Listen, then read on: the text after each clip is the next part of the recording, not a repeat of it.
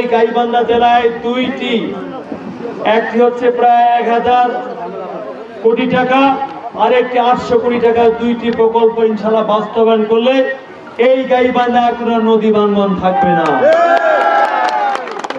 আমরা নির্বাচনে পূর্বে বলেছি আমরা 20,000 নদী খাল জলাশয় খনন পুনঃখনন এবং পুনরুদ্ধার করব, কাজ শুরু করেছি। ইতিমধ্যে 6 মাসে 1400 নদী খাল খনন করেছি এবং পুনঃখনন করেছি, পুনরুদ্ধার করেছি।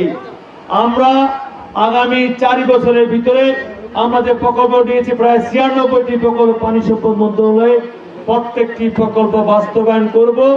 সমস্যা থেকে সবাইকে, আপনাদেরকে আমি চায়ের দাওয়াত দিয়ে গেলাম। বালাসীঘাট থেকে আসছি, সবাই নৌকায় আসেন। বালাসীঘাট থেকে যারা আসছি সবাই নৌকায় আসেন।